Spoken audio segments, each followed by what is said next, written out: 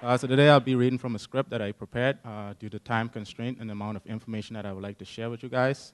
But before I can get started, I would like to say good afternoon to everyone and thank you all for being here.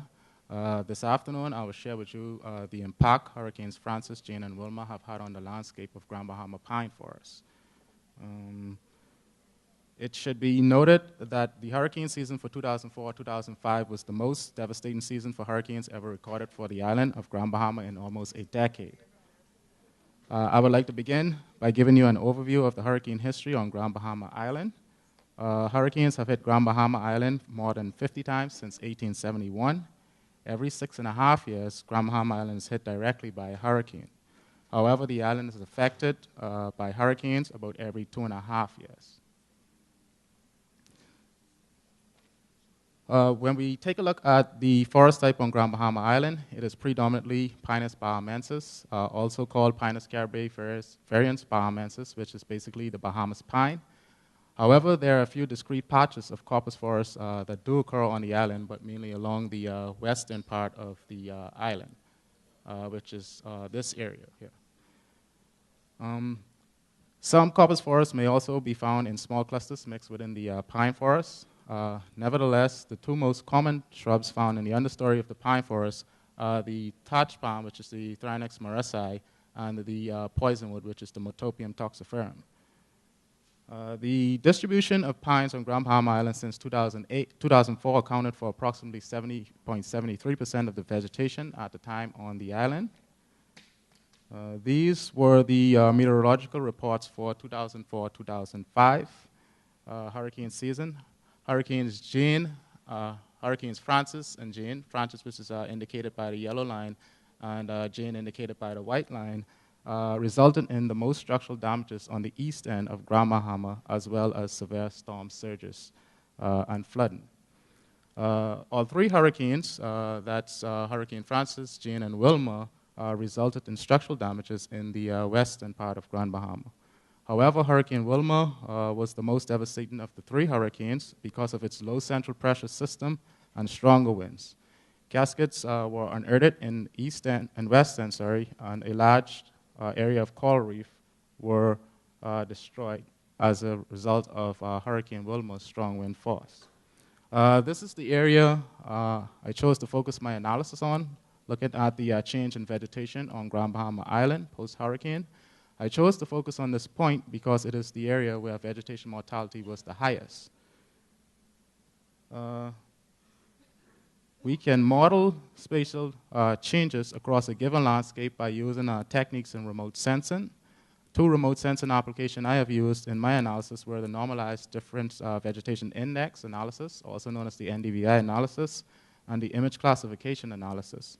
Both applications allowed me to produce maps I was able to use and estimate the percent change in Grand Bahama forest vegetation following the hurricanes of 2004-2005.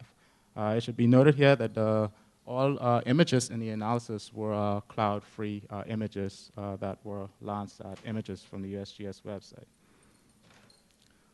So I'll explain to you how remote sensing and image analysis works. Remote sensing and image analysis work by utilizing a multi-way communication system that involves using a remote sensing device aboard satellites in space. And so here you can actually see in the diagram, see here the satellite in space, and on board the satellite in space is the remote sensing device. These remote sensing devices enable recording of the spectral signatures for objects on Earth based on their electromagnetic energy properties. The spectral signatures are used to create satellite images from information recorded for the objects on Earth based on assigned digital numbers between 0 to 255 for each pixel count. The information received from the remote sensing aboard the space satellite are transmitted to ground satellite on Earth, which is represented by D here, where the information is extracted and processed to create satellite images. And so here we can see the extraction and the creation of the LANDSAT images from E to G. This information is then stored in an online database for GIS users to access. And here, is an example of GIS personnel accessing the GIS data.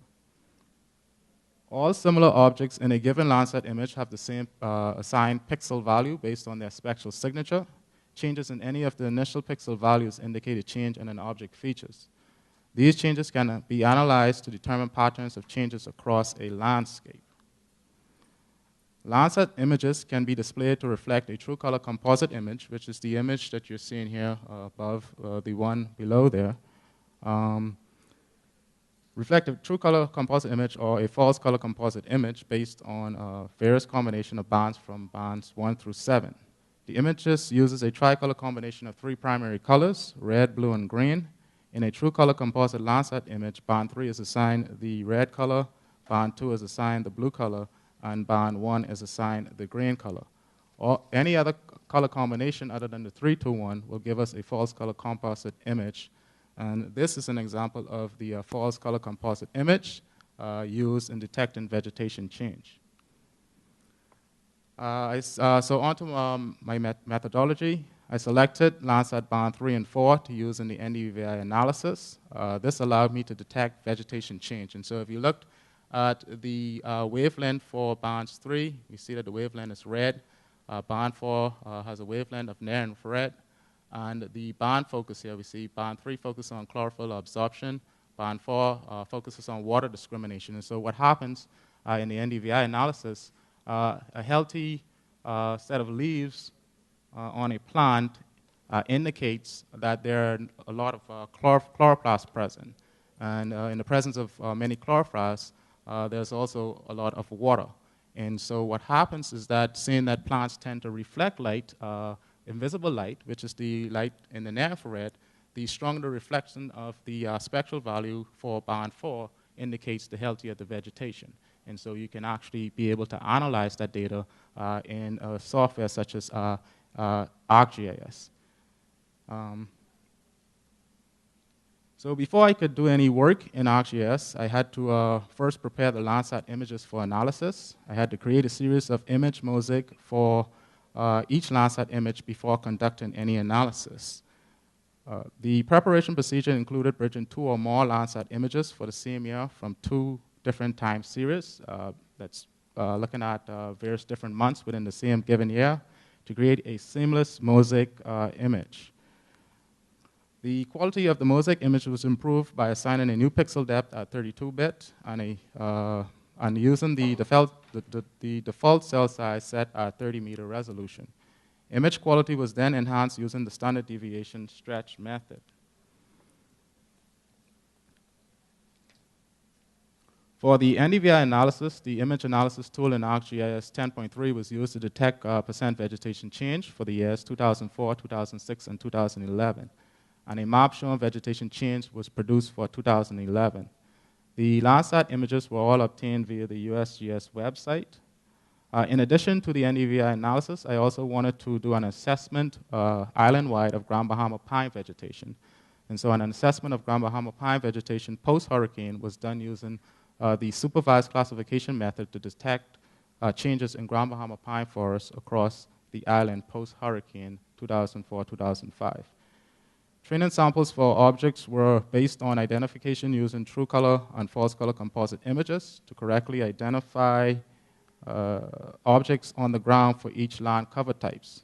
For example, buildings, pine trees, coppice forests, mangroves, etc. However, there were some images that I had to exclude from the analysis. These included images that were faulty and obstructed in some way. For example, LANDSAT images for years 2005, 2007, 2008, and 2009 had problems with obstruction due to cloud contamination. Whereas LANDSAT images 2010, 2013, and 2014 were faulty as a result of striated lines associated with a malfunctioning sensor aboard the satellite for those years, while LANDSAT image 2012 had bands 5 through 7 missing. Here are the main pixel values I used to compute vegetation change in the NDVI analysis. Vegetation change was calculated using the formula for percent change based on mean pixel value. The formula for percent change is the final value minus the initial value, in this case the mean pixel values, to find the difference between the 2 numerical values divided by the final value to get a relative value.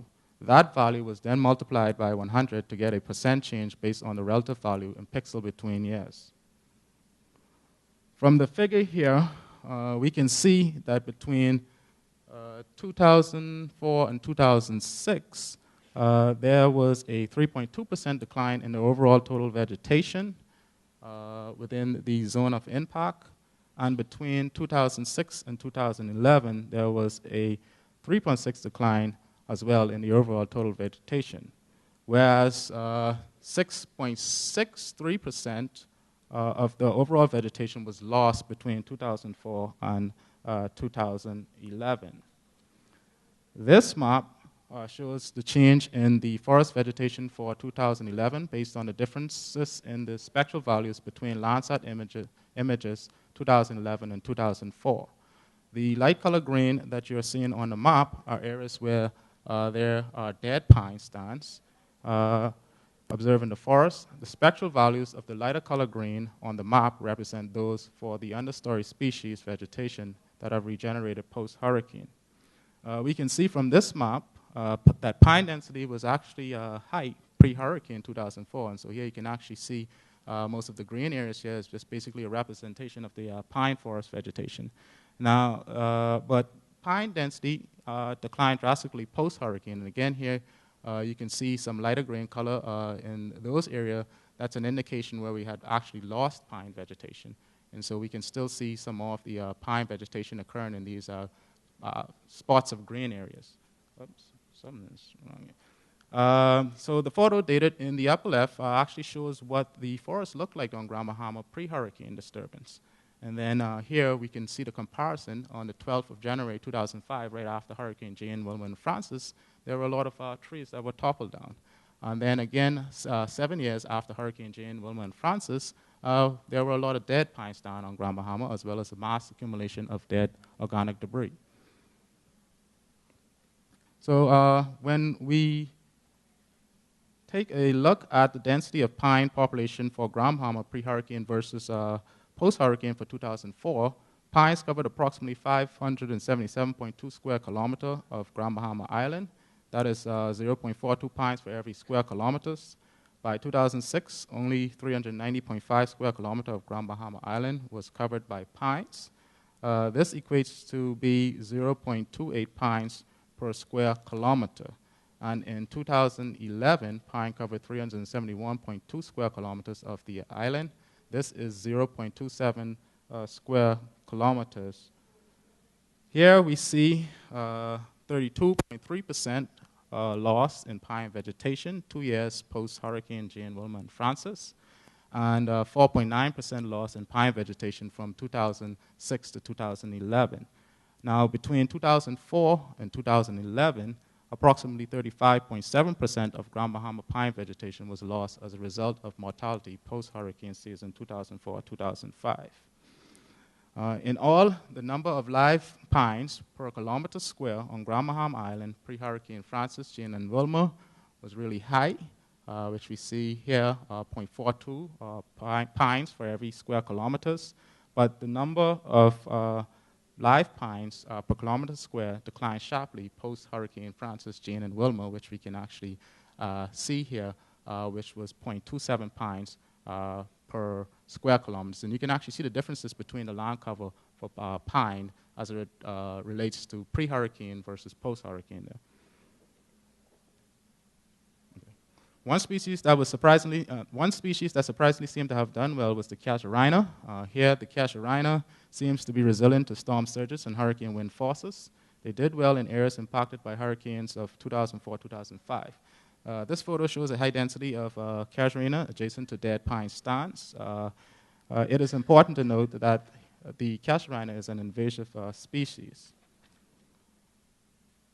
Overall, we do see that patterns of pine mortality appear to occur along areas of low elevation at 0 to 5 feet above sea level. And so all of the green areas here on this land elevation map for Grand Bahama indicates low-lying areas between 0 to 15 feet. And this is where we had most of the dead pines occurring on the island after Hurricane Jane, Wilma, and Francis. So to wrap things up, some of my future research plans will include reconstructing historical hurricane events to create models that would best predict patterns of pine decline post-hurricane disturbance. Also, I would like to use simulation models to determine the extent of casualties onset by storm surges on the population of Grand Bahama pine trees. as well as map forest damage using automated feature extraction to analyze wind damage related to tree blowdown and to assess fuel load accumulation. I would also like to investigate the relationship between hurricane wind gusts and pine mortality. To conclude, the largest changes in forest vegetation occurred along the northeastern section of Grand Bahama Island near Hurricanes Francis and Jane points of impact. Hurricanes Francis, Jane, and Wilma resulted in mass decline of pine population on Grand Bahama Island. Areas with the greatest vegetation loss occurred in low elevated areas between 0 to 15 feet above sea level. I would like to acknowledge and give credit to the following organizations and individuals. First, I would like to say a special thank you to the Bahamas National Trust for their funding and support to be able to attend this conference. I would also like to extend my thanks to my colleague and coworker, Dr. Moxie. He has been instrumental in initially getting the first part of our research in Grand Bahama started. Dr. Moxie has also lent his support in providing me with advice for the preparation of today's talk. Finally, I would like to give credit to the USGS LANDSAT team. All LANDSAT images were obtained from their website. Maps I made were produced and powered by Esri, ArcGIS version 10.3. The information pertaining to hurricane in the Bahamas were courtesy of Mr. Neely's book on the major hurricanes to affect the Bahamas. With that, I conclude. Do you guys have any questions?